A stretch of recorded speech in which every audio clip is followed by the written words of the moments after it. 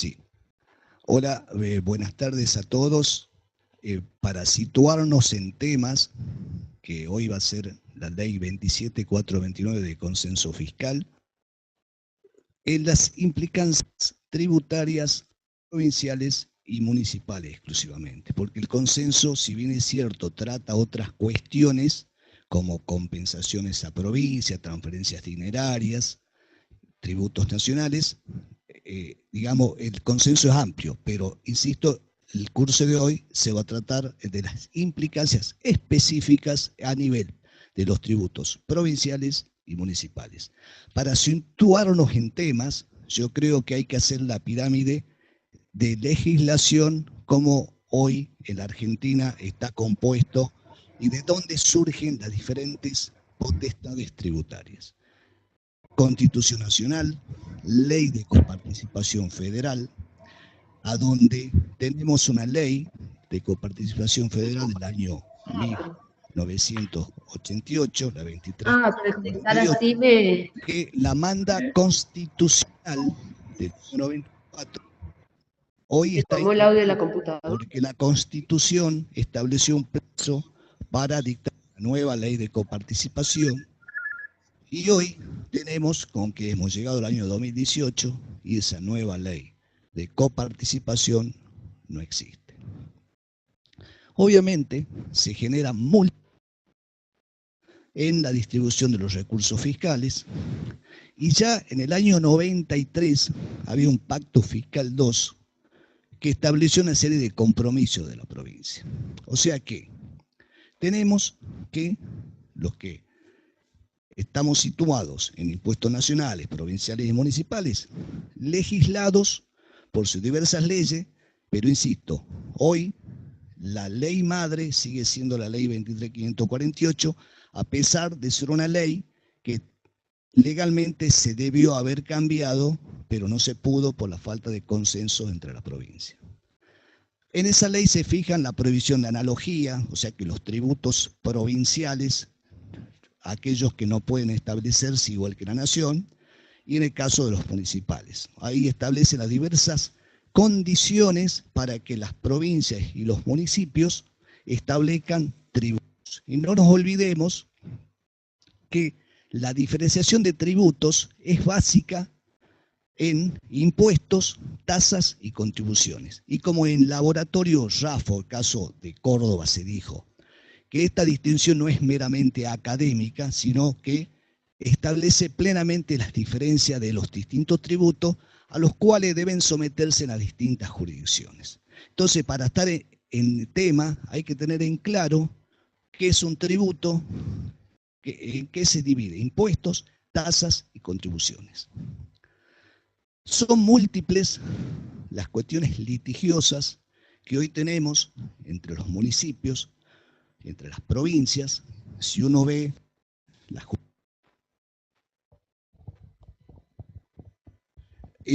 la cantidad de litigios por tasas que en realidad no son tasas, por impuestos que realmente son impuestos y se lo nombra como tasas.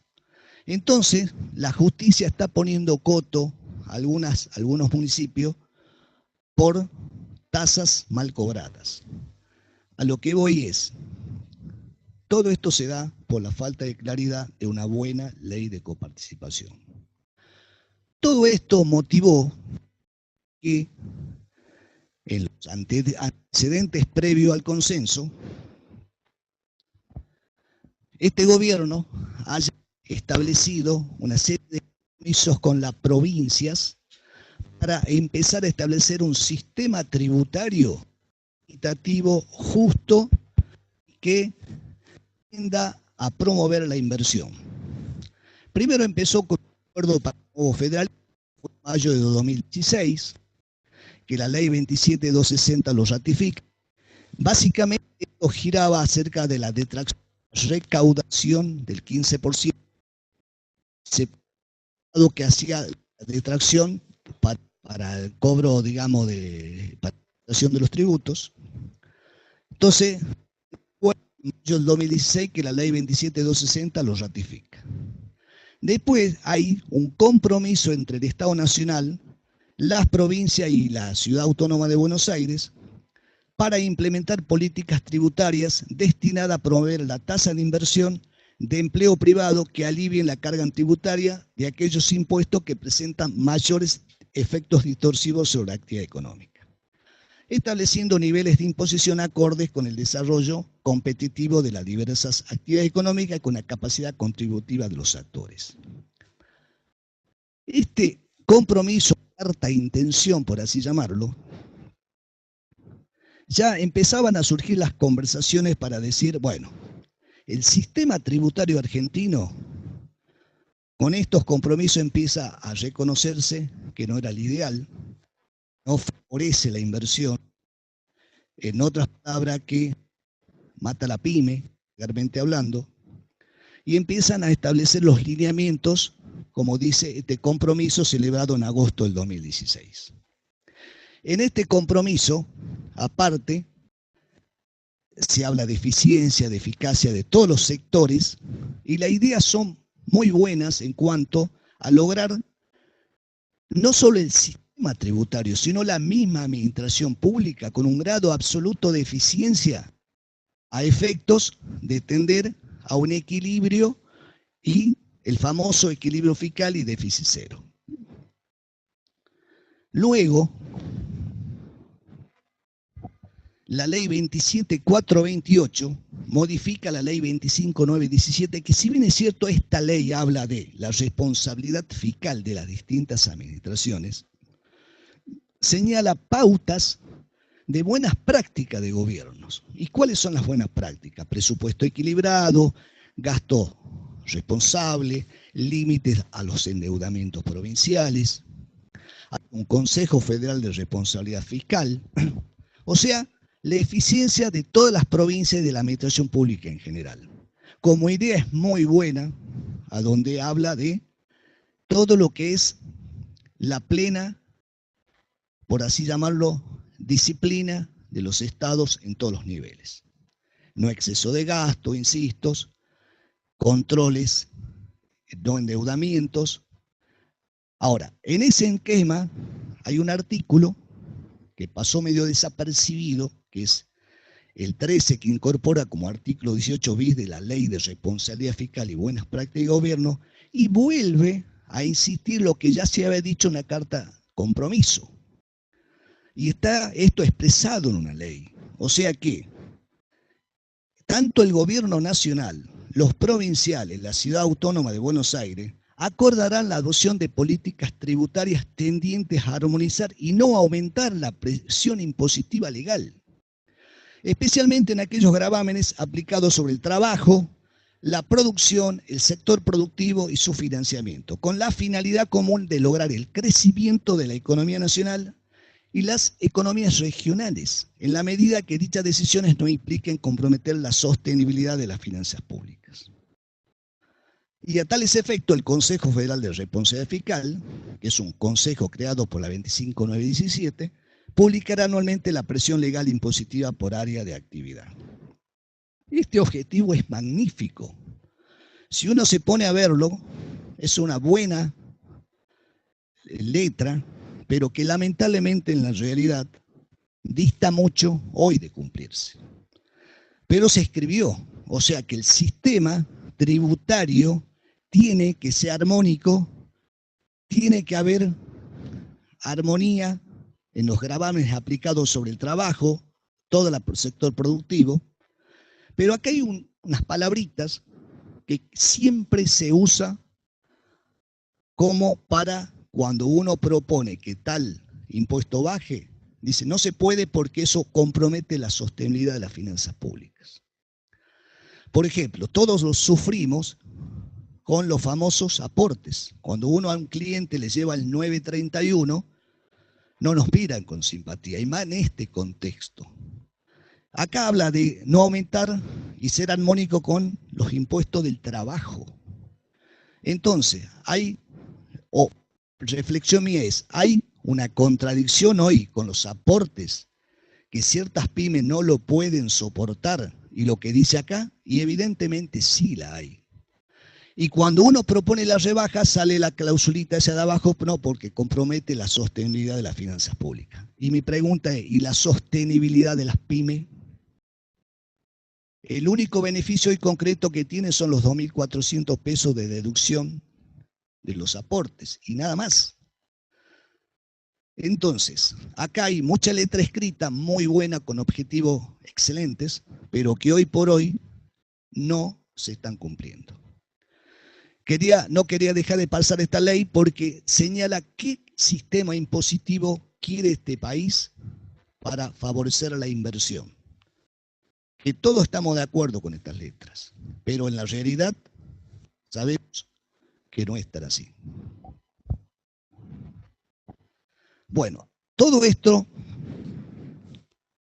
vino como argumento de que el gobierno empiece a delinear con los gobernadores, el gobierno nacional con las provincias, esta ley de consenso fiscal, un acuerdo que a falta de una nueva ley de coparticipación dice sobre todas las cargas tributarias. Entonces, acá el argumento principal es promover el empleo, la inversión y el crecimiento. El otro argumento, como yo les dije, falta de consenso impide la nueva ley de coparticipación nacional, excesiva litigiosidad entre el Estado Nacional, las provincias y la CABA en materia de coparticipación federal, y este intento de acordar una solución integral y realista a los conflictos judiciales y emprender un diálogo institucional que desemboque en una nueva ley de coparticipación.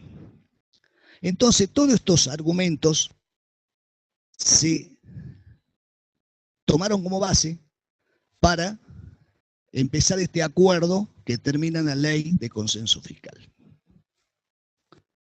Ahora, obviamente, acá hay compromisos de la nacional, compromisos comunes, compromisos de las provincias. Antes de la ley de consenso fiscal, hay esa intención que yo recién les comenté, también acuerdos para fortalecer los entes recaudadores. O sea, acuerdos firmados para que la AFIP trabaje con mayor eficiencia y las provincias al lado de la AFIP. O sea, con acuerdos permanentes entre las provincias y la AFIP para que eficiencia en la recaudación se logre. O sea, disminuir la evasión y todo lo demás. O sea, que hay acuerdos escritos para fortalecer, insisto, no solo humanamente, sino informáticamente y estructuralmente los organismos recaudadores para que la recaudación tienda a crecer. Y de ese modo reducir o llegar al famoso déficit cero, como lo quiere el gobierno. En el tema de lo que es acuerdo AFIP provincias, hace un par de semanas, la AFIP firmó un convenio con la Comisión Arbitral de Convenio Multilateral para que empiecen a trabajar sobre un registro unificado, pero todo esto en un marco de todas estas cartas de intenciones. O sea que uno, dentro de poco, para acceder a cualquier servicio de la Comisión Arbitral va a tener que entrar por página de AFIP. O sea, no solo registro único, altas, bajas. Hay un compromiso de que los códigos de actividad se unifiquen, tanto el de AFIP como el de la Comisión Arbitral. O sea, una unificación de tareas administrativas que simplificaría casi todos los trámites que existen hoy paralelos. Aparte de ello, Córdoba hoy logró con la AFIP poner un monotributo que se cobre con el mismo monotributo nacional.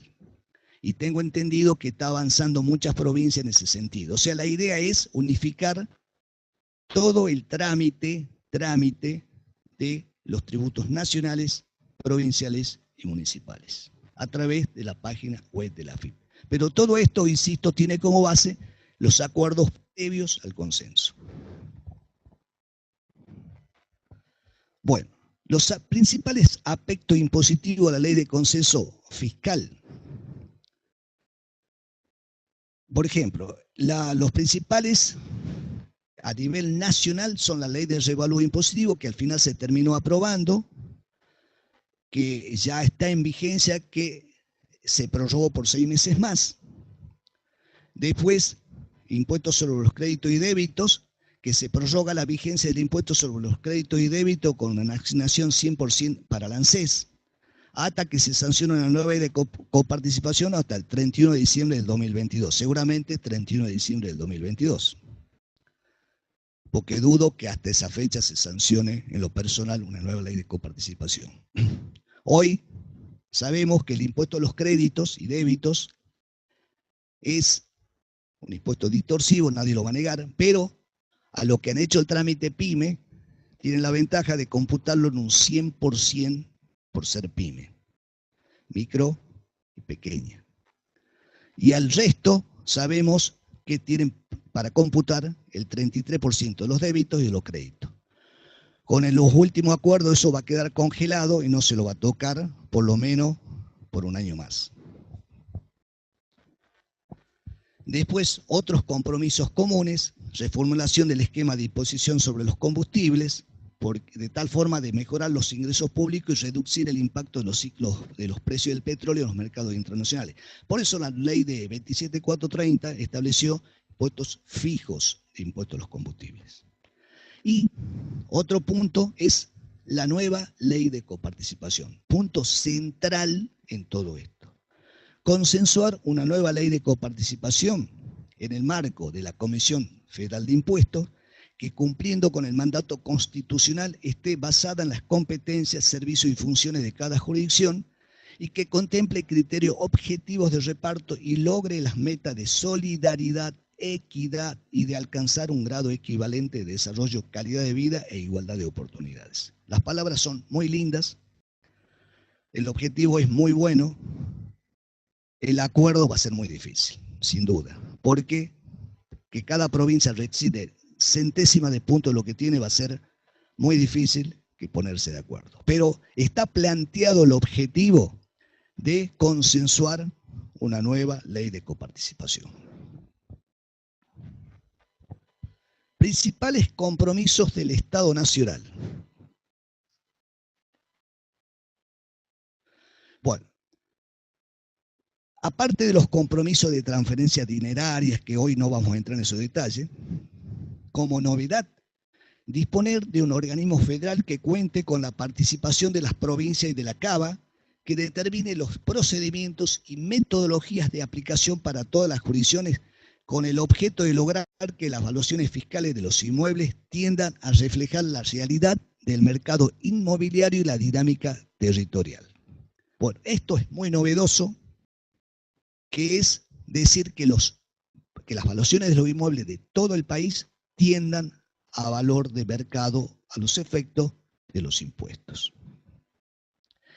Este organismo fue creado por el Decreto Nacional 938 del 2018.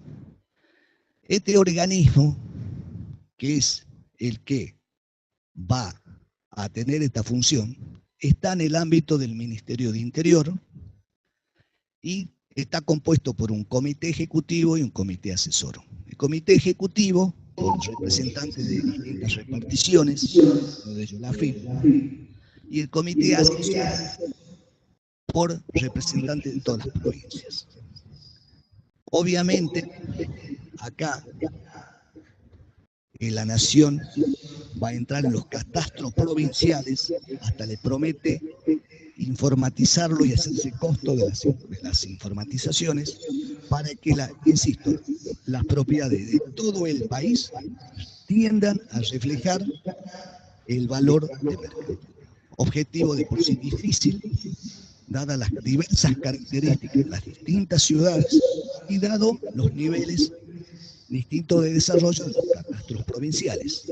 De todo modo, es un acuerdo y se supone que las provincias tienen que entrar a pasar toda la información a este organismo federal. Obviamente que esto va a incidir directamente cuando se empiecen a evaluar los inmuebles en forma cercana a los valores de mercado en la recaudación de los impuestos sobre la propiedad y de los bienes personales, que se decía que el impuesto a los bienes personales iba a desaparecer, pero hoy está renaciendo de las cenizas. El otro compromiso del Estado Nacional es no crear nuevos impuestos nacionales sobre el patrimonio ni incrementar la alícuota del impuesto sobre los bienes personales. Esto acaba de salir la ley 27.469, ya lo comentamos, ahora lo que sigue, en donde este compromiso se suspende. De ahí que ayer se acaba de aprobar la nueva ley de impuestos a los bienes personales con un mínimo de 2 millones y con escalas progresivas del 0,25 al 0,75, porque vuelve al sistema tributario el impuesto a los bienes personales.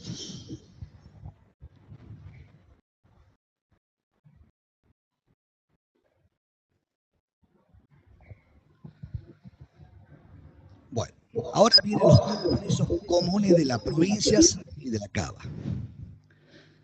Todos nos acordaremos que cuando se empezó a hablar de la reforma del sistema tributario, todos divagábamos con la extinción de ingresos brutos, un IVA suplementario, un impuesto al consumo, que era un impuesto distorsivo, que es el principal impuesto que incide sobre el precio de los productos porque es un impuesto en cascada. Y he aquí que el impuesto a los ingresos brutos sigue existiendo y seguirá existiendo. Ahora, ¿cuáles son los compromisos de la provincia y de la Cava en materia de impuesto a los ingresos brutos?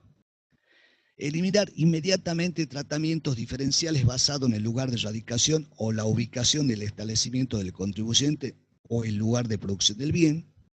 Esto a raíz de fallos de la justicia que fueron en contra de ese tratamiento diferencial. Después, desgravar inmediatamente los ingresos provenientes de las actividades de exportación de bienes, excepto las vinculadas con actividad minera o hidrocarburífera y sus servicios complementarios. Desgravar los ingresos provenientes de prestaciones de servicio cuya utilización o explotación efectiva se lleva a cabo en el exterior. Establecer exenciones y aplicar alícuotas del impuesto no superiores a la que para cada actividad y periodo se detallan en el anexo 1 de este consenso. Ya pasamos a ver el anexo 1, en donde, como idea principal es que la actividad primaria y la actividad industrial tiendan a estar exentas y que queden grabados el comercio, la industria, el comercio mayorista, minorista y los servicios. Queda una escala que va escalonada para abajo. O sea, este es el compromiso de las provincias. Otros compromisos de las provincias es, y este es un punto quizás más álgido, adecuar el funcionamiento de los regímenes de retención, percepción y recaudación del gravamen, de tal manera de respetar el límite territorial de la potestad tributaria de las jurisdicciones según lo previsto en el convenio multilateral y evitar la generación de saldos a favor inadecuados o permanentes que tornen más gravosa la actuación interjurisdiccional del contribuyente respecto de su actuación pura en el ámbito local. ¿Y por qué digo que es el punto más álgido? Porque ¿quién no ha tenido problemas con el convenio multilateral? Parte de ser un convenio cuya letra tiene más de 40 años, que no se adecúa a la realidad, excesos provinciales, exceso de retenciones, percepciones, recaudaciones. Acá el objetivo cuando dice evitar la generación de saldos a favor inadecuados o permanentes que tornen más gravosa la actuación interjurisdiccional del contribuyente respecto de su actuación pura en el ámbito local. Y se da porque algunos contribuyentes tienen retenciones de diversas jurisdicciones que sumadas supera ampliamente la tasa efectiva de la tasa básica de impuesto a los ingresos brutos. El compromiso es respetar la potestad tributaria de cada jurisdicción, pero sin el mismo convenio, esto está claro, con el actual convenio.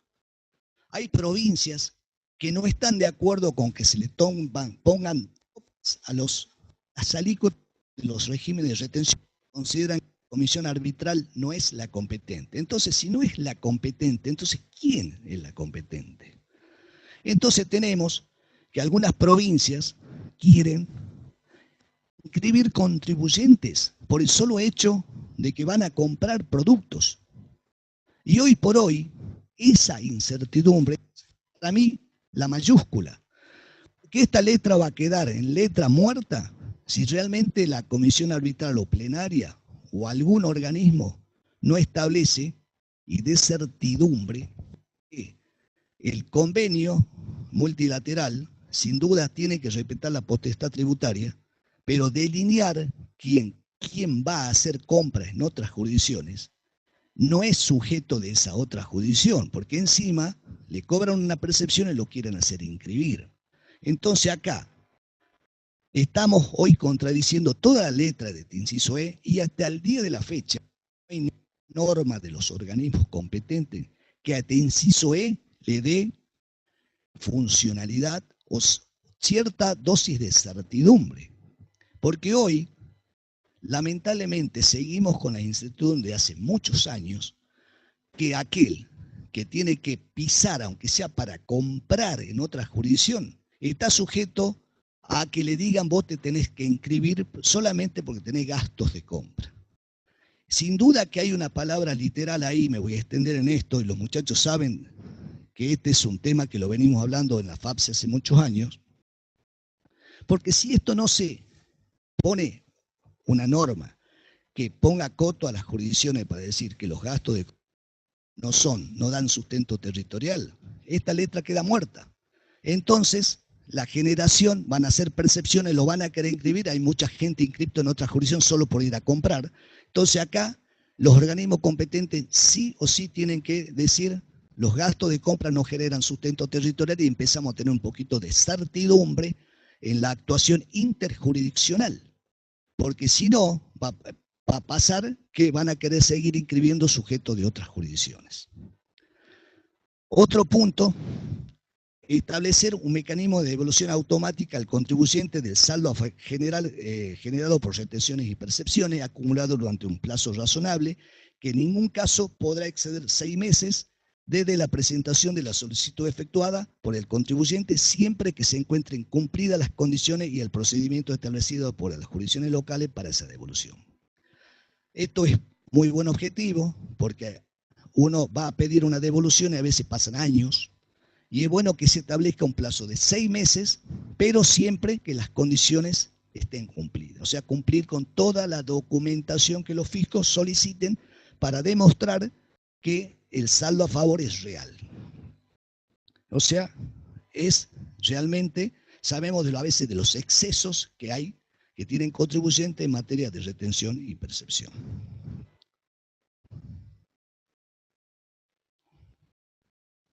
Bueno.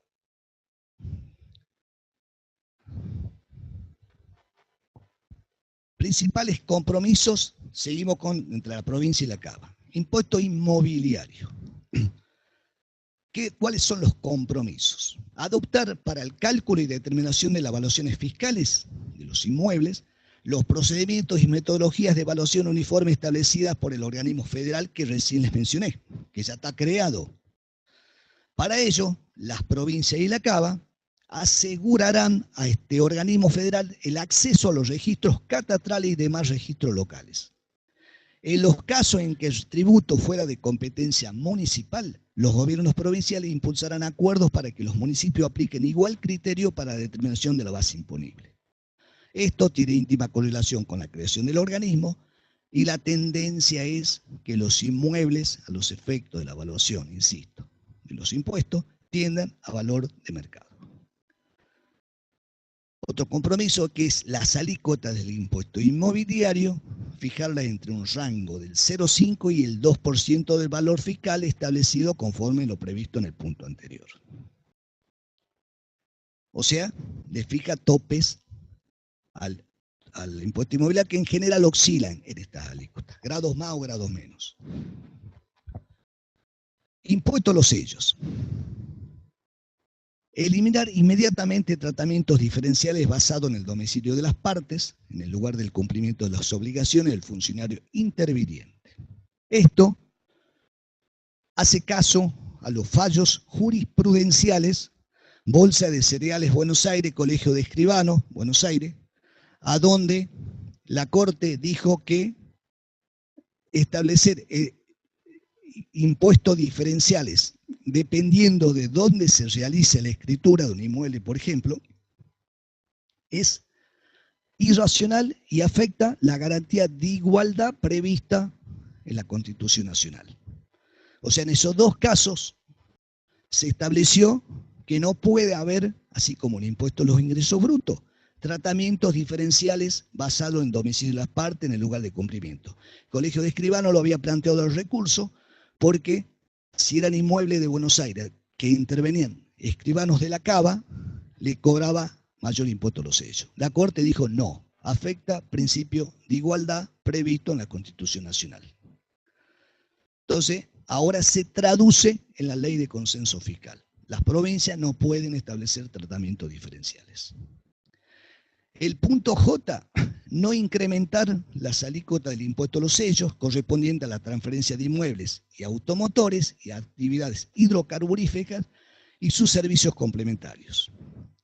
Y como punto K, establecer para el resto de los actos y contratos una alícuota máxima de impuesto a los sellos de 0,75 a partir de enero del 2019, 0,5 de enero del 20 y 0,25 de enero del 2021 y eliminarlo de enero del 2022. La idea es eliminar sellos, pero como está redactado esto, aparentemente mantener sellos para inmuebles y automotores. Da la impresión que cuando dice eliminarlo a partir del 1 de enero sería para todo, pero como está en el inciso K, no comprende el inciso J, entonces esto quedaría como que quieren eliminarlo para todo, menos inmuebles y autos. Esto está pospuesto por una ley que ya la vemos, que acaba de salir, que es la adenda al consenso, por un año más. O sea que este compromiso se volvió a modificar y se pospone por un año más, como ya lo vemos. Tributos sobre la nómina salarial. Eliminar inmediatamente tratamientos diferenciales basados en atributos del trabajador, tales como lugar de nacimiento, radicación o domicilio, sin perjuicio de admitir tratamientos diferenciales fundados en el lugar donde desarrolla el trabajo como una zona desfavorable. Derogar todo tributo sobre la nómina salarial. O sea, ya casi pocas provincias han quedado con tributos sobre la nómina salarial, pero ya con esto, si algunas han quedado, deberían derogarlo inmediatamente. O sea, no deben existir en la provincia tributos sobre la nómina salarial. Municipios. ¿Qué se comprometen las provincias y los municipios? Establecer un régimen legal de coparticipación de recursos provinciales con los municipios, porque esto en muchas provincias es discrecional. Establecer un régimen legal de responsabilidad fiscal similar al nacional para sus municipios, impulsar que esto adhieran y controlar su cumplimiento, o sea, responsabilidad fiscal, como la ley 25917, a donde tengan presupuesto equilibrado, gastos controlados, control del endeudamiento, control de las plantas de personal. Y uno se pone a ver esto y piensa en algunas realidades y dice, qué lejos estamos. Punto P, promover la adecuación de las tasas municipales aplicables en las respectivas jurisdicciones de manera tal que se correspondan con la concreta, efectiva e individualizada prestación de un servicio y sus importes guarden una razonable proporcionalidad con el costo de este último, de acuerdo con lo previsto en la Constitución. Bueno, el tema de las tasas, yo al principio les mencioné que en nuestro país tenemos impuestos, tasas y contribuciones. Impuestos, lo que el Estado cobra por su poder de imperio, y no explica para qué. Tasas, y ahí viene el tema. Después del caso Laboratorio Raffo en Córdoba, quedó claro que cuando un municipio que solo puede cobrar tasas, debe prestar un servicio. ¿Y ese servicio cómo tiene que ser? Concreto, efectivo e individualizado. Si no cumple estas condiciones, esa tasa puede ser tildada de inconstitucionalidad. O sea, cualquier contribuyente, y de hecho lo hay, mucha litigiosidad entre contribuyentes y ciertas municipalidades, porque hay tasas que no se corresponden con servicios verdaderamente prestados y que sean con estas características. Esto transcribe, insisto, lo del caso Laboratorio Raffo, a donde se dijo expresamente, concreta, efectiva e individualizada prestación de servicios en el contribuyente. Si hay tasa en algún municipio que no guarde relación con esto, se puede tildar de inconstitucional. Y otro tema es, casi diría, de muy difícil corroborarlo, que los importes de las tasas guarden una razonable proporcionalidad con el costo de este último. O sea, es muy difícil pedirle a algún municipio que nos demuestre que lo que nos está cobrando por una tasa guarde proporcionalidad con el costo. Es muy difícil porque primero es difícil calcularlo y segundo, con todas las variables que tiene un municipio. De todo modo está, y si alguien quiere plantear un juicio por esto, acá la letra es clara. La tasa no puede ser desproporcionada con lo que le cuesta al municipio prestar ese servicio. Insisto, esto toma casos de jurisprudencia y lo transcribe en el consenso fiscal para que los municipios adecúen lo que están cobrando en función de estos requisitos.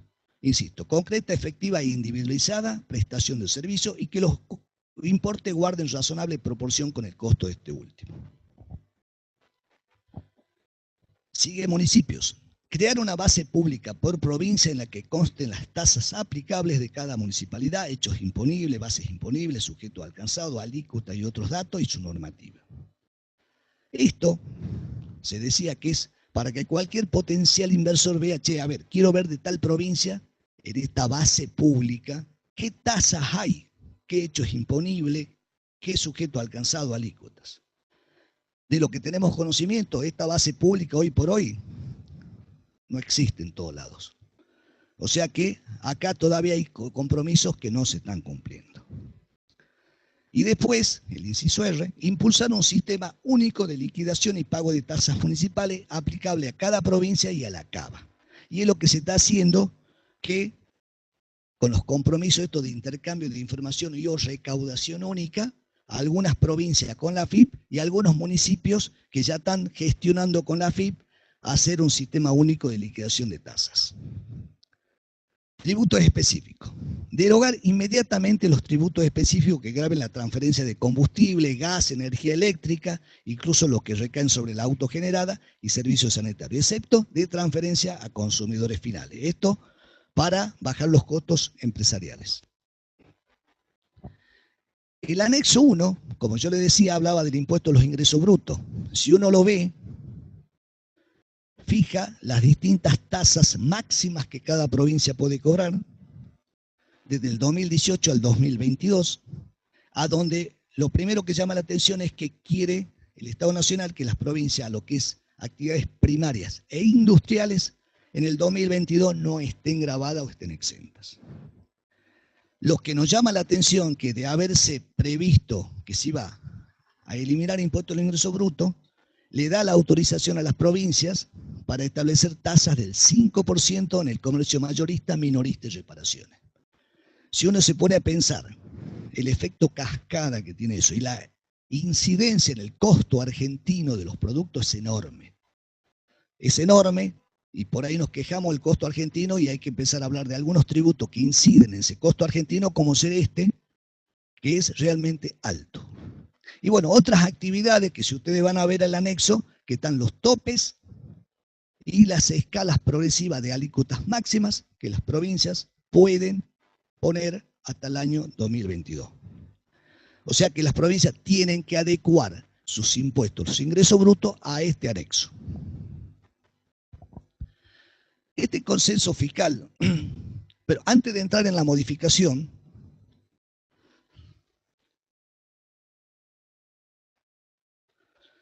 yo les quiero mencionar que la cláusula quinta del consenso, que si bien es cierto no está en la filmina, establece que el pacto fiscal 2, que es el que hasta ahora venía, se suspenden los plazos para el cumplimiento. El pacto fiscal 2 fue hecho en el año 1993, hace 25 años.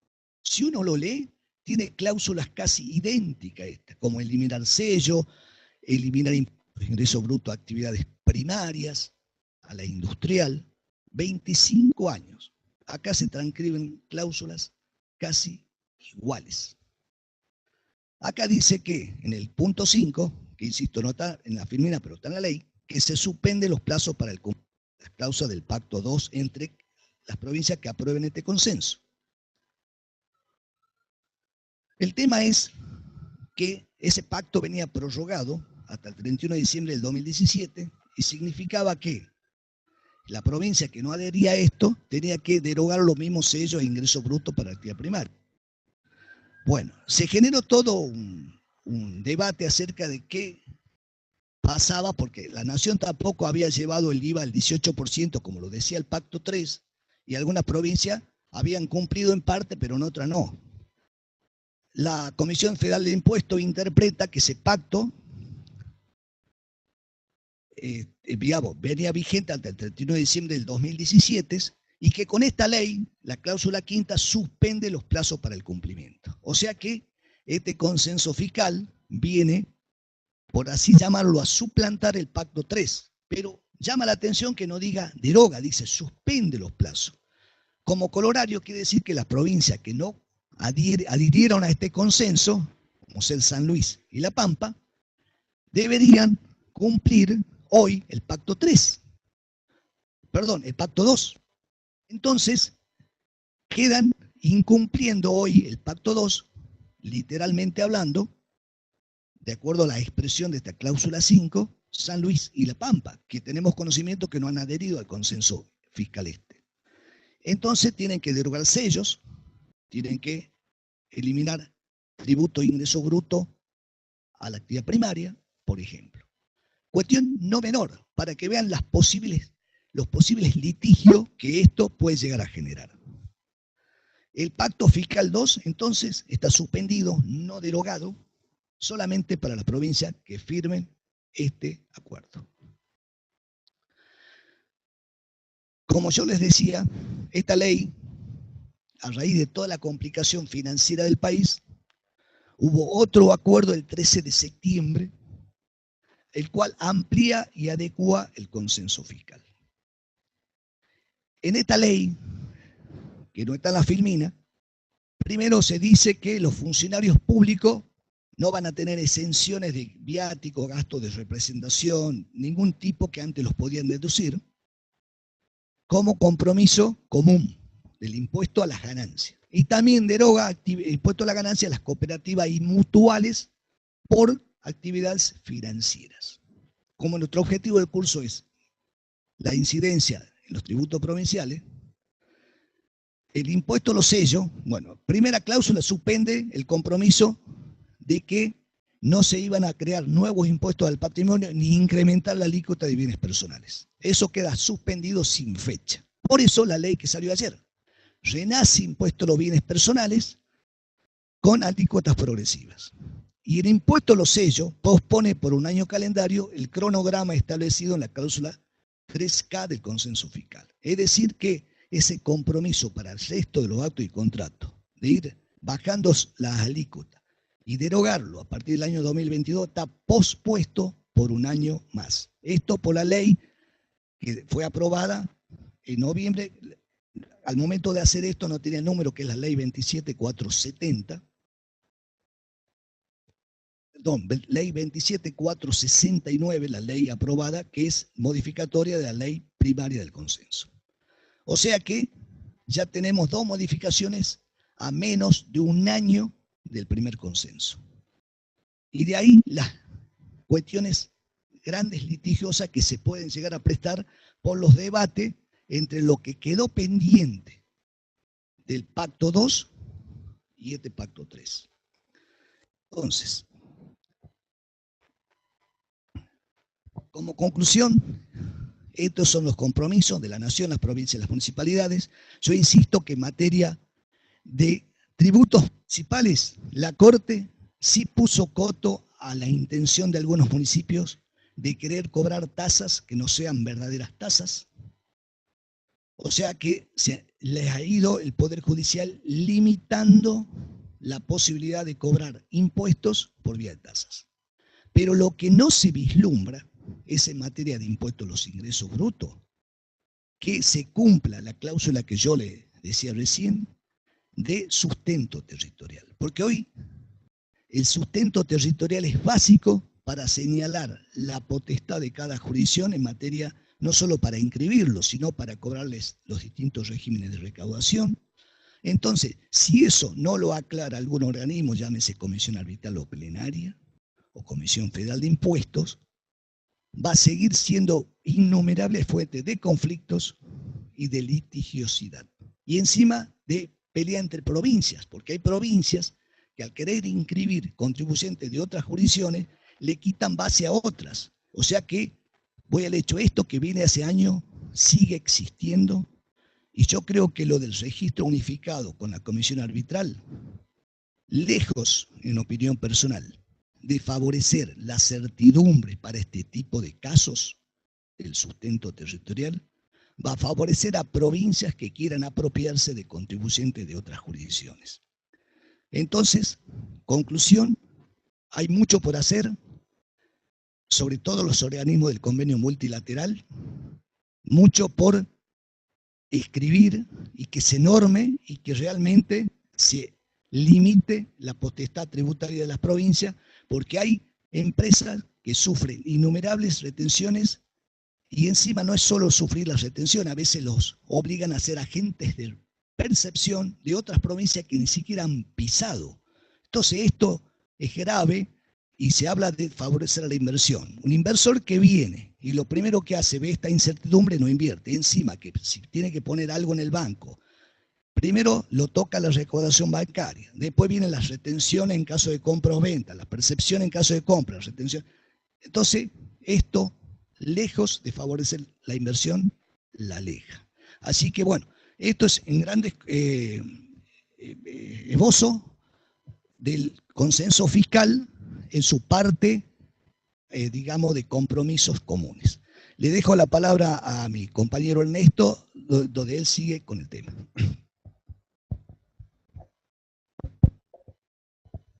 Muy bien, gracias Antonio, gracias Marcelo por acompañarnos. Buenas tardes.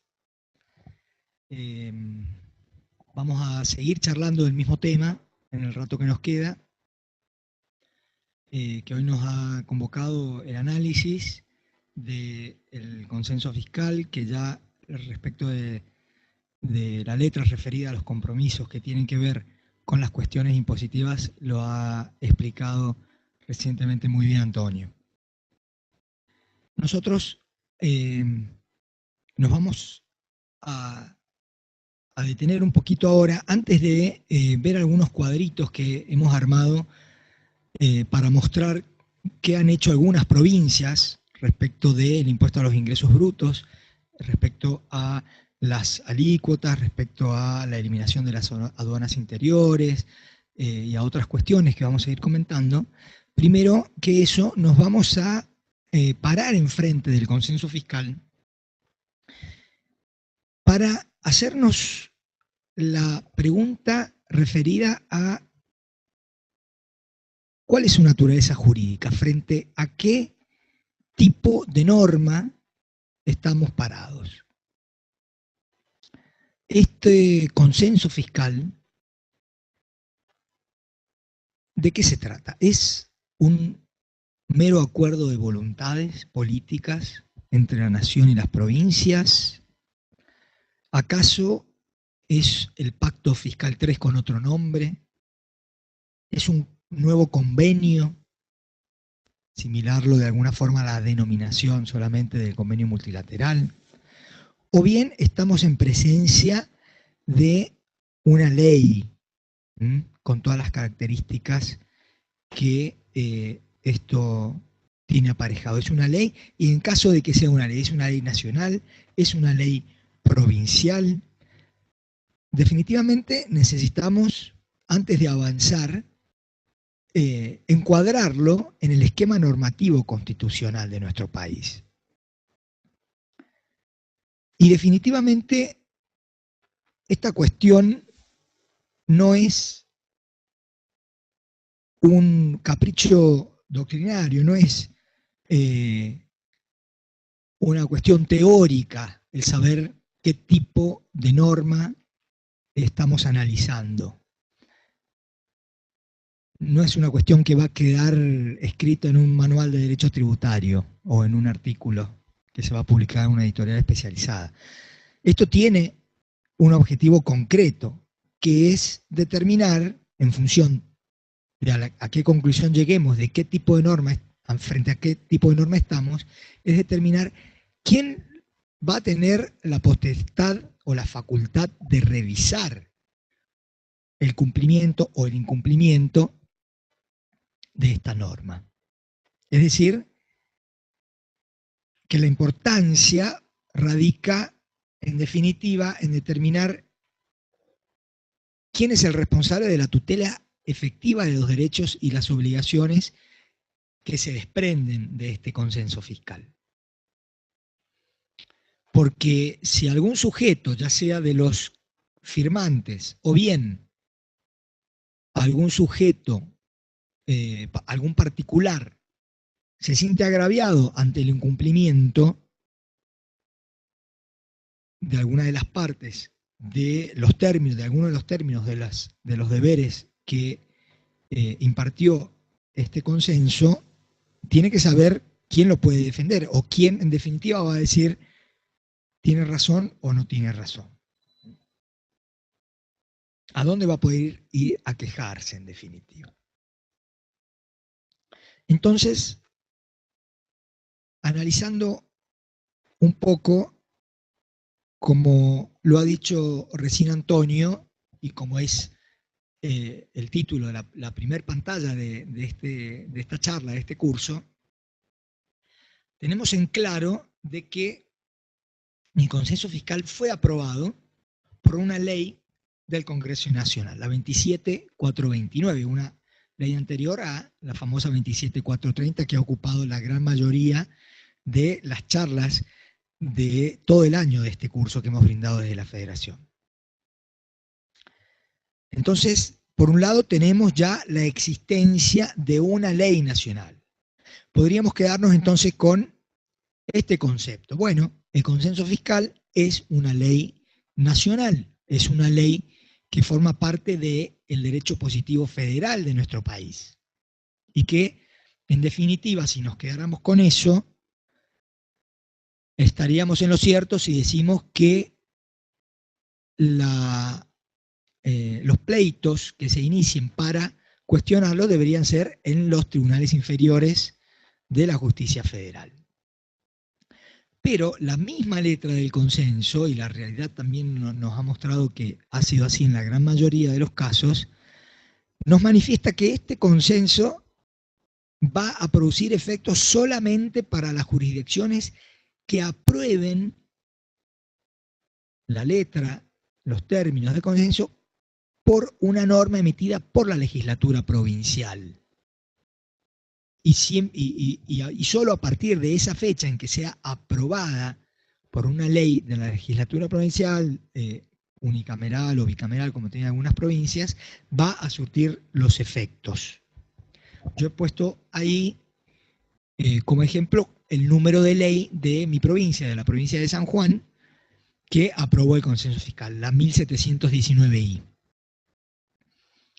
Entonces, fíjense cómo en este sentido tenemos ya no solo la presencia de una ley nacional, sino que tenemos también la existencia de tantas leyes provinciales como provincias se hayan adherido. En realidad deberíamos tener 23 leyes, aunque hay 22. Nosotros en nuestro país tenemos 24 jurisdicciones, 23 provincias y la Ciudad Autónoma de Buenos Aires, de las cuales adhirieron al consenso fiscal 23, la provincia de San Luis no lo hizo, y de esas 23 que adhirieron, solamente la provincia de La Pampa no ha aprobado a través de una norma de su legislatura el consenso. Por lo tanto, para esa provincia, salvo error u omisión, siempre aclarando esta posibilidad de que se nos haya escapado a nosotros la normativa, para la provincia de La Pampa entonces no estaría surtiendo efectos este consenso fiscal. Tenemos entonces una ley nacional y tenemos 22, en definitiva, leyes provinciales. Entonces, ahora estamos ante un apriete. ¿Por dónde vamos a ir? Vamos a ir por la justicia federal, porque hay una ley de la nación, o vamos a ir a las justicias locales a discutir o a agraviarnos del incumplimiento del consenso. Entonces, nos ponemos a ver antecedentes de normativa similar, en realidad de casos similares, que también requirieron la coexistencia de leyes nacionales y provinciales respecto de la adhesión o de la aprobación. Y nos encontramos con en realidad decimos ley de coparticipación, pero es el régimen de coparticipación federal que fue aprobado por una ley de nación y a la cual también adhirieron las provincias por normas locales. Nos encontramos con el Pacto Fiscal 2 y también con el Pacto Fiscal 1, yo no lo puse en la filmina, pero el Pacto Fiscal 1 del año 92 y el Fiscal 2 del año 93 también requirieron la adhesión parte de las provincias a través de una ley, y algo similar ocurrió con el convenio multilateral de la provincia de Salta de agosto del año 77. Entonces, frente a esta cuestión,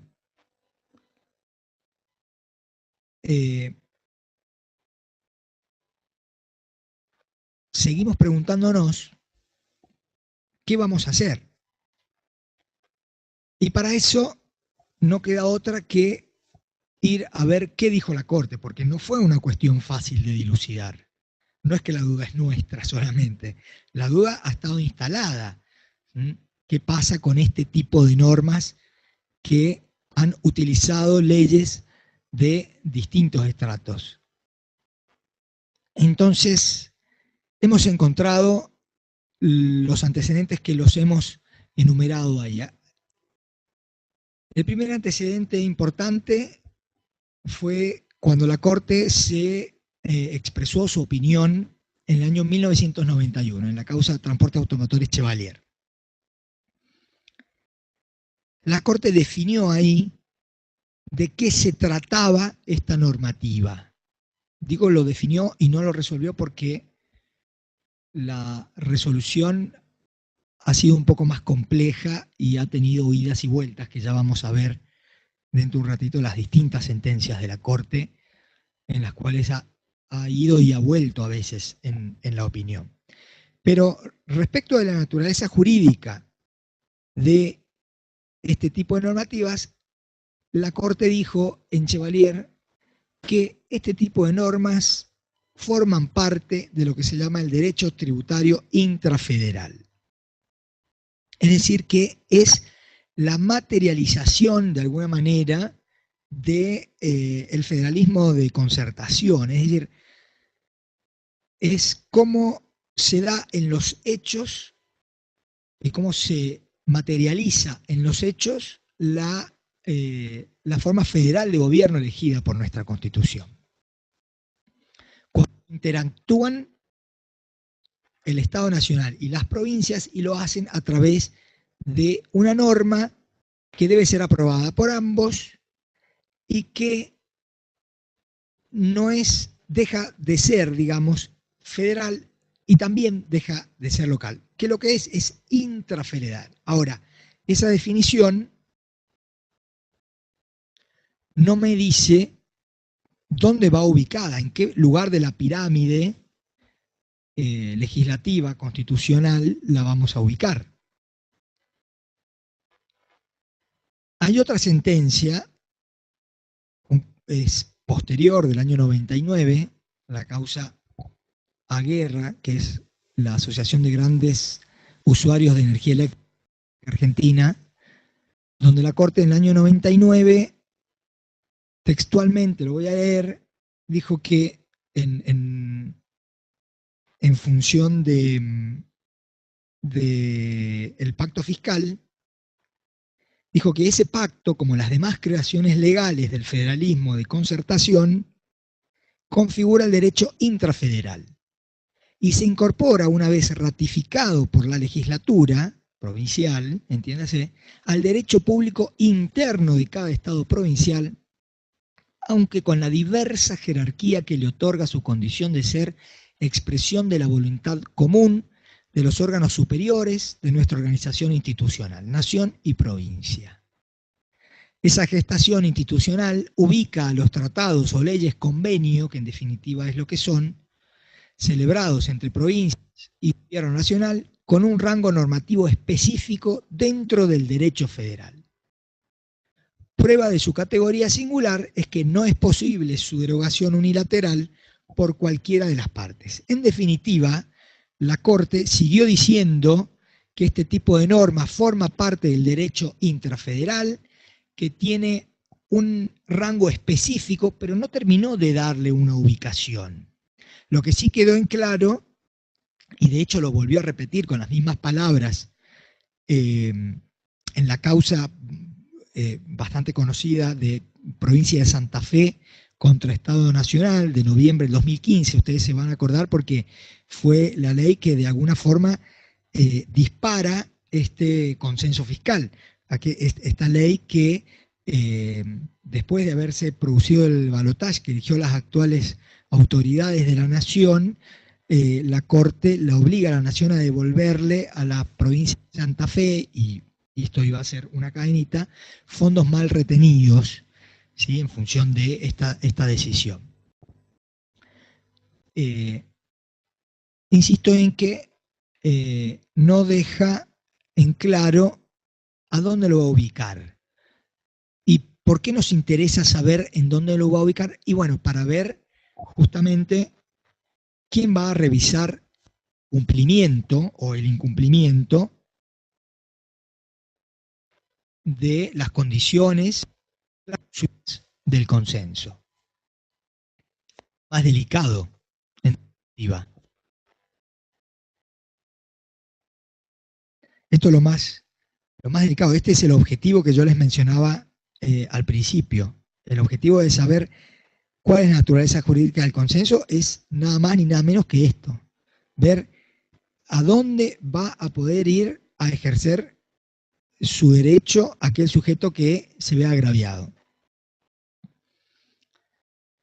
Y nosotros hemos visto algunas alternativas, ¿no? Y las hemos analizado, en algunas estamos con más certezas que en otras. Hay otras en las que vemos que prácticamente va a ser imposible por las sentencias que hoy están vigentes poder acudir. La primera que nosotros nos preguntamos es, ¿será que la revisión del incumplimiento la tendrá a su cargo la Comisión Federal de Impuestos? Y bueno, hay que analizarlo, ¿sí? ¿Qué dice la normativa y qué dicen los hechos? Si vamos a hacer una interpretación literal de la ley 23.548, que es la ley de coparticipación, que es la que regula el funcionamiento, en realidad la Comisión Federal de Impuestos la crea la 2221 y después la ratifica la 23.548, pero que le da funciones en su artículo 11. Si hacemos una barrida literal de los incisos del artículo 11, que nos da las facultades que tiene la Comisión Federal de Impuestos, expresamente no surge de forma clara que puede ser sujeto que naturalmente revise este tipo de pactos como es el consenso. Sí, claramente se le ha otorgado facultades para el dictado de resoluciones o para intervenir en el régimen de participación. Yo, como estamos todavía con un poquito de tiempo, me voy a permitir leer algunos de las facultades de la Comisión Federal de Impuestos que traje aquí, que pueden llegar a servir para dilucidar este tema. El inciso C del artículo 11 dice que la Comisión Federal de Impuestos es la encargada de controlar el estricto cumplimiento por parte de los respectivos fiscos de las obligaciones que contraen al aceptar este régimen de distribución, haciendo referencia a la ley de coparticipación. El inciso D habla de que deberá decidir de oficio o a pedido de la nación, de las provincias o de los municipios si los gravámenes nacionales o locales se oponen o no, y en el caso en qué medida.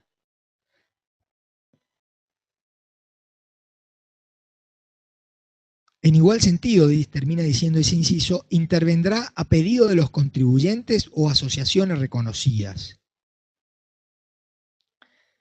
El inciso E de ese artículo 11 faculta a la Comisión Federal de Impuestos a dictar normas generales interpretativas de la presente ley. En esos términos está redactada. Y es con este inciso con el que la Comisión Federal de Impuestos habría abierto, en algunos casos, su competencia respecto a interpretar cuestiones del Pacto Fiscal 2, por ejemplo, la Resolución General Interpretativa 35 del año 2014, la 36 del año 2017. Esa sería una puerta, conversábamos con Antonio durante este tiempo que hemos estado preparando el material, que es una puerta de entrada a la revisión por parte de la Comisión Federal de Impuestos de los términos del consenso fiscal. La otra alternativa es, yo he puesto ahí en el Power, he puesto Corte Suprema de Justicia Provincial. En realidad, la expresión correcta debió haber sido la justicia local, porque no es solamente la Corte Suprema de Justicia Local o el Tribunal Supremo Local, según sea el nombre que corresponda según la provincia. Es transitar todo el largo viaje que implica desde la primera instancia hasta la Corte Suprema Local, y que no significa que no pueda terminar en la Corte Suprema de la Nación a través de una apelación extraordinaria del artículo 14 de la Ley 48. Pero claro, esto parece un camino bastante largo, bastante lento, aunque seguramente los fiscos locales es la vía que más prefieren, porque es donde por ahí están más cómodos para poder litigar en definitiva. Y la última opción es la de la justicia federal y en particular la Corte Suprema de Justicia de la Nación con competencia originaria y exclusiva. Ustedes saben que en la Constitución Nacional, el artículo 116, determina cuándo va a ser competente la justicia federal, la justicia nacional. Y el artículo 117, en particular, habla de cuándo la Corte Suprema de Justicia de la Nación va a tener competencia originaria y exclusiva, es decir, que cuándo va a actuar como un tribunal de primera instancia, si se permite la expresión. Y son muy pocos los casos, es muy restrictiva esta cuestión normada en el 116, 117 y también en la ley 48, artículo primero y segundo. En caso de que corresponda la actuación originaria y exclusiva de la Corte, lo hará, como decía recién, como un tribunal de primera instancia, en donde va a poder examinar los hechos, va a poder admitir o no admitir y abrir a prueba, va a poder definir cuál es el derecho aplicable y no ya como un tribunal de apelación. Quiero que quede clara la diferencia. Una de las posibilidades previstas constitucionalmente de que se dispare la competencia originaria y exclusiva es cuando una provincia sea una de las partes y exista una cuestión federal predominante. Pero insisto en que es muy, muy restrictiva. Y de hecho, la misma Corte, en su jurisprudencia a través de los años, no ha sido uniforme, porque ha tenido distintas opiniones al respecto. Podríamos hacer una cronología y dividirlo en antes y después de la reforma constitucional del año 94. Hasta la reforma del año 94, por ejemplo, la causa Chevalier que veíamos recién para definir ante qué tipo de norma estábamos, en la causa Chevalier del año 91, que es pre-reforma del 94, la Corte lo que decía es que no habría la competencia ante este tipo de pleitos, porque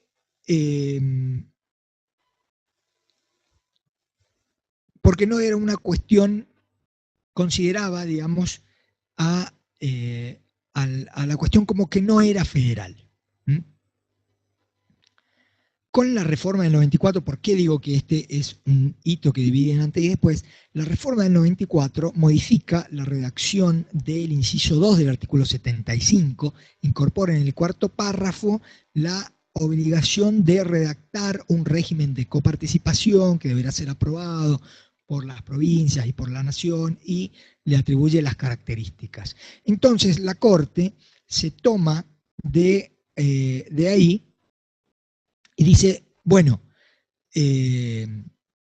ahora sí ya tiene rango constitucional. Entonces, en la causa Asociación de Grandes Usuarios de Energía Eléctrica, que veíamos recién en el año 99, ahí sí abrió su competencia porque ya era mencionada en la Constitución Nacional el régimen de coparticipación. Entonces ahí la Corte dijo, bueno, abro la competencia porque aquí están dadas las condiciones del 117. Una provincia es parte y además tiene contenido netamente federal, considerando a este tipo de leyes convenios como normas federales. Lo mismo la causa de transportes automotores, el Cóndor, que en el año 2001 la Corte continuó con este criterio de Aguerra. En el 2004 nos encontramos con una revisión del criterio por parte de la Corte Suprema, donde en la causa Matadero y Frigorífico Merlo empieza a restringir y hace una distinción. Dice, este tipo de leyes convenios no son todas iguales. Si bien todas forman parte del derecho intrafederal, la ley de coparticipación tiene rango constitucional, porque está mencionada en el artículo 75, inciso 2. Pero el resto de la normativa que forma parte del derecho intrafederal, pero que no tiene rango constitucional, no la vamos a considerar como norma federal. Entonces ahí la Corte hace un filtrado y dice, les voy a repetir el nombre de la causa, Matadero y Frigorífico Merlo, dice, para las cuestiones donde una provincia sea parte y lo que se esté discutiendo sea la ley de coparticipación, abro la competencia. Para el resto de las normas del derecho intrafederal, no lo abro, lo cierro. Fíjense cómo pasó de abrir totalmente en la guerra y en el Cóndor a abrir a una parte. Y ya en el año 2009, hay una vuelta atrás por parte de la Corte en la conocida causa papel misionero. En papel misionero, la Corte directamente dijo que el derecho intrafederal no es netamente cuestión federal, forma parte del derecho positivo local, entonces debe revisarse en la justicia local. Y así ha seguido, desde el 2009 en adelante, ha seguido esta doctrina. Por ejemplo, hay una causa de este año, del 22 de mayo del 2018, la causa Arrevif, Sociedad Anónima contra la provincia de Córdoba, donde la Corte remite a papel misionero, sigue con su doctrina restrictiva de no abrir la competencia original y exclusiva cuando, por más que las provincias sean parte, lo que se esté discutiendo son normas de derecho intrafederal. Por lo tanto, hoy en día, hacer un planteo directamente a la Corte pidiéndole apertura de competencia por el 117, yo creo que no tiene mucho sentido si tuviera que dar un consejo. Y las soluciones que quedan son las dos primeras. Hacer un planteo en la Comisión Federal de Impuestos, intentando y poniendo como antecedentes las resoluciones interpretativas que les mencionábamos al principio, la 35 del 2006 y la 36 del 2017, y no obstante, creo que como no son excluyentes, podría, para ganarse tiempo, iniciarse el pleito en la justicia local, lo cual no es poca cosa porque recordemos la vigencia, que lo charlábamos con Antonio hace un rato, del principio del solve repet. Entonces, si hay sumas de dinero por ahí dando vueltas ante un reclamo de falta de cumplimiento del consenso, puede ser una cuestión gravosa. Bueno, para ir terminando y ir abriendo a preguntas, hemos preparado algunos cuadros con algunas provincias. Hemos analizado la provincia de San Juan, porque era más fácil para quien les habla, la provincia de Catamarca, porque tenemos a uno de los expositores acá, la ciudad autónoma de Buenos Aires, que es donde estamos en este momento y nos sirve de anfitriona, la provincia de Buenos Aires por la representatividad que hay en todo el país, y también hemos analizado algunas provincias del norte como son Salta y Tucumán. ¿Qué es lo que hemos puesto en estos cuadros? Los explico un poco, porque si después lo tienen con ustedes como material, que lo hayan retirado de los consejos, hemos analizado en algunas actividades cuál ha sido el comportamiento de las provincias, teniendo como base el año 2017, que estuvo sin consenso, y qué hicieron en el 2018, teniendo en cuenta las pautas y las obligaciones a las cuales se sometieron las provincias. Los espacios que ustedes ven, los casilleros que han quedado en blanco, significa que han quedado iguales, ¿sí? Que no ha habido alteración. En este caso vamos a arrancar con la provincia de San Juan, donde tenemos, bueno, yo he puesto la fuente normativa ahí de cada una de las provincias. Por supuesto, repito que esto es salvo error u omisión. Es muy probable que en el tumulto de normas que hemos ido consultando se nos puede haber pasado a lo mejor una ley posterior que haya modificado ciertas cuestiones. Nosotros nos hemos basado más que nada en las leyes impositivas anuales 2018, también las que reformaron los códigos tributarios del 2018, y por ahí hemos encontrado alguna otra normativa que hizo cambios, pero es probable que se nos hayan pasado.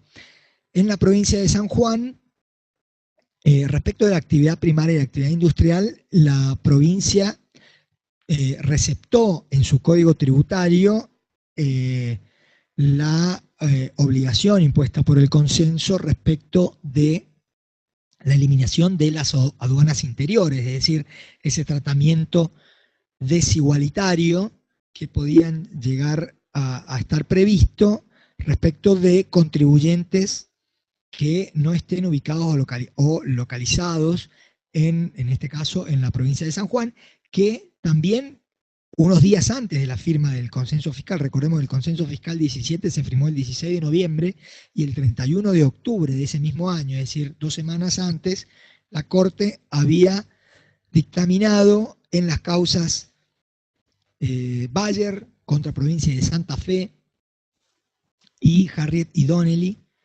contra provincia de Chaco. Las dos eran acciones declarativas y las dos, fíjense la relación con lo que estábamos hablando recién, las dos fueron por competencia originaria y exclusiva, en la cual ahí la Corte sí abrió porque estos contribuyentes se agraviaban de que la norma local iba en contra de la Constitución Nacional, entonces la Corte ahí no tuvo dudas. San Juan tomó la obligación, entonces antes la actividad primaria y la actividad industrial, que hasta el 2007 se encontraban exentas o con ciertas condiciones, pero si no se cumplían las condiciones, las alícuotas eran del 1 y del 1,5% respectivamente, primaria e industrial, para sujetos que tenían la planta industrial o bien la explotación en la provincia de San Juan, y la alícuota era del 3 para los sujetos que eran de afuera. Bueno, en el 2018 directamente la alícuota fue del 1 y del 1,5 para la totalidad de los contribuyentes.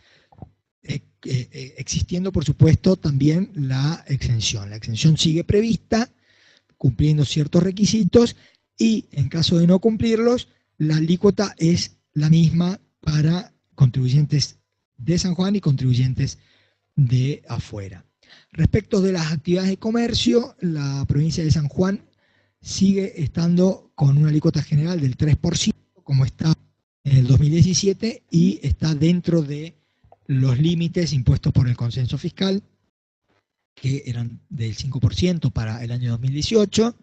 Respecto de los servicios financieros, la alícuota general para este tipo de actividad ha sido del 4%, la cual se ha mantenido en el 2018 por debajo de los límites del consenso, con la individualización de que a través de la ley 1751 y se eximió de impuesto a los ingresos brutos a los intereses que surgen de créditos hipotecarios que tienen destino de vivienda unifamiliar. Respecto de la construcción, la situación es la misma, 2 y 3% según el tipo de obras que se desarrollen, dentro de los límites del consenso fiscal. La actividad de energía eléctrica, la alícuota que era del 3% bajó al 2%. Ustedes se acordarán que a mitad de año, por ahí, hubo toda una movida con la suba de tarifas de energía eléctrica, donde se pidió desde la Nación hacia las provincias que hicieran un esfuerzo y trataran de reducir la carga tributaria para que no sumara mayores componentes a las tarifas que ya de por sí tenían un aumento interesante. La provincia de San Juan bajó la alícuota del 3 al 2 y además se eximió por la ley 1753 de ingresos brutos cuando el consumidor de energía es un sujeto que es beneficiario de la tarifa social de energía. Y respecto del transporte, la situación sigue siendo la misma del 3 y del 1,75%. Para la provincia de Catamarca, pido, Antonio, si ves algo que no esté bien, que me desburre, siempre repito, salvo error o omisión. Se ha mantenido muchas de las condiciones del 2017 en el año 2018. La actividad primaria estaba exenta y sigue estando exenta. La actividad industrial mantuvo su alícuota del 1,5%, que estaba dentro del límite del consenso. El comercio al por mayor y al por menor ha mantenido la alícuota del 2,5 y 3, con tasas bastante por debajo del límite establecido por el consenso. Vemos ahí que han habido algunas subas de alícuotas para el año 2018 en los servicios financieros, que pasaron del 5 al 5,3 sin salirse de los límites del consenso, y también ahí hay una llamadita en los servicios financieros que se eximió a los intereses que provienen de créditos hipotecarios con destino de vivienda unifamiliar. Y también del 3 al 3,3 la actividad de distribución de energía eléctrica.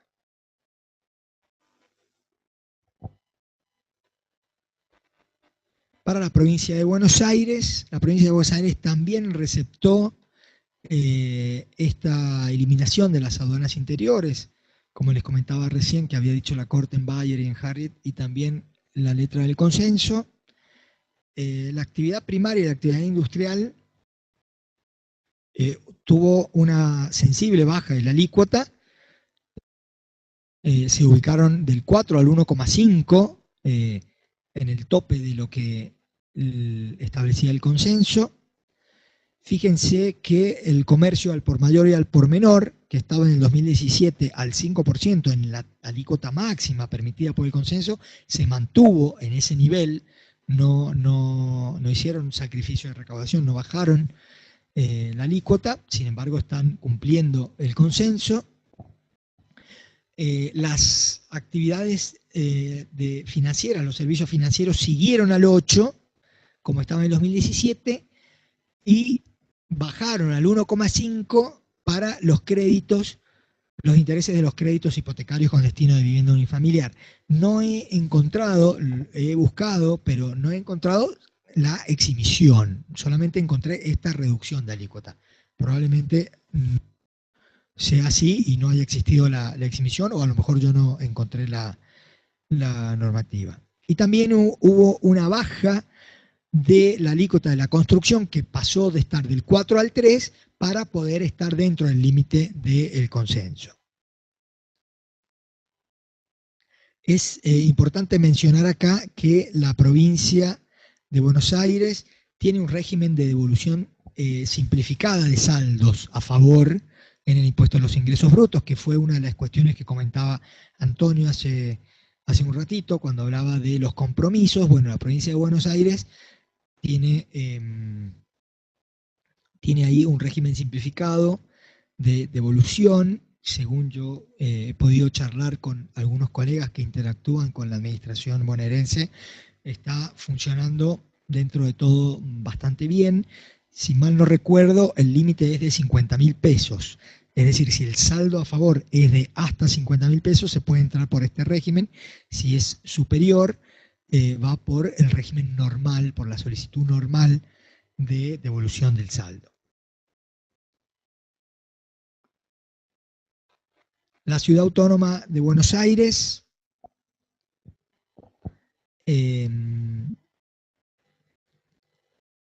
tiene en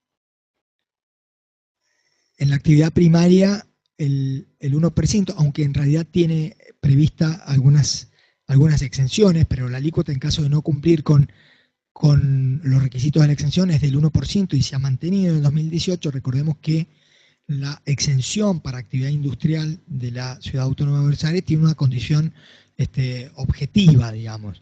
Si en el año anterior se facturaron hasta 75 millones de pesos, si mal no recuerdo, se puede gozar de la exención. Si se han superado en el año anterior los 75 millones de pesos, no puede estar exento y estaría grabado a la alícuota del 1%.